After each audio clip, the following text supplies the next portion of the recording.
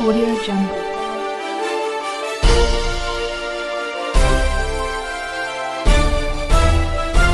Audio Jungle.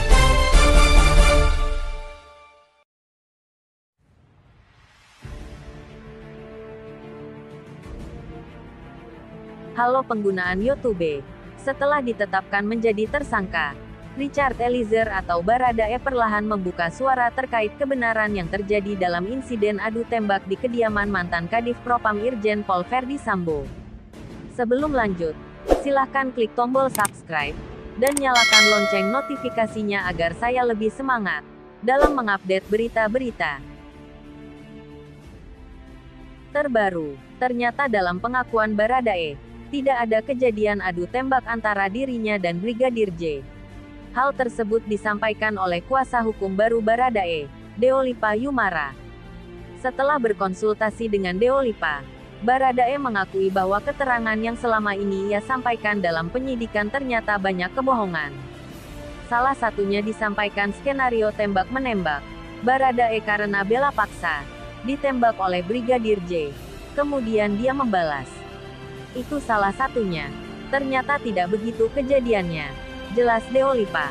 Namun menurut Deolipa, bukan tanpa sebab kliennya membuat pengakuan bohong selama pemeriksaan. Hal tersebut terpaksa ia lakukan karena ada tekanan dari luar yang mengharuskan Baradae untuk mengikuti skenario yang telah dibuat oleh atasan. Lebih lanjut Deolipa juga menjelaskan bahwa Baradae situasinya dalam tekanan. Oleh karena itu, kliennya tersebut tak berani mengungkapkan kebenaran. Selain itu, Deolipa juga menjelaskan bahwa sebenarnya Baradae memang bukan polisi yang mahir dalam menembak. Yang kedua, Baradae dibilang jago tembak. Nggak begitu juga kejadiannya. Jadi banyak hal yang tidak konsisten. Ya, kalau kejahatan ya begitu.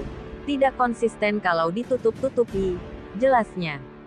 Dalam keterangan lain, Deolipa menyatakan kliennya telah mengatakan pernyataan jujur soal perintah melakukan tindak pidana pembunuhan. Mengakui bahwa ia melakukan hal tersebut karena diperintah oleh atasannya. Ya, dia diperintah oleh atasannya langsung. Atasan yang dia jaga, ujar Deolipa seusai dikonfirmasi. Minggu tanggal 7 Agustus tahun 2022. Perintahnya, ya, untuk melakukan tindak pidana pembunuhan, tambahnya. Sebelumnya, Baradae disebutkan telah membuat laporan berita acara pemeriksaan atau BAP terkait nama-nama yang terlibat dalam kematian Brigadir J. Salah satu pengacara Baradae, Muhammad Burhanuddin menjelaskan pihaknya telah membuat BAP tersebut Sabtu 6 Juli 2022. Semalam sudah di BAP. Semua sudah disebutkan dan dijelaskan di situ, ujar Burhanuddin. Namun, dia enggan merinci sejumlah nama yang terlibat atas kematian Brigadir J lantaran merupakan masih dalam tahapan penyidikan. Dia lantas mengimbau agar bersabar menunggu perkembangan lebih lanjut dari tim sus yang menangani kasus tersebut. Meski demikian, dia membenarkan bahwa pelaku lain pembunuhan Brigadir J lebih dari satu orang. Enggak bisa disebutkan karena kepentingan penyidikan.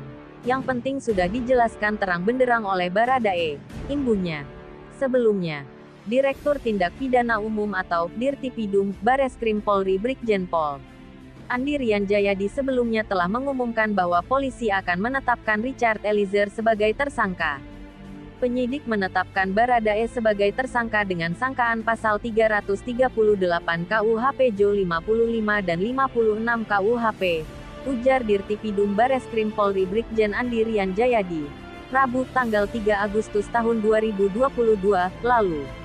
Pasal 338 adalah pasal yang dikenakan untuk tindak pidana perampasan nyawa orang lain alias pembunuhan.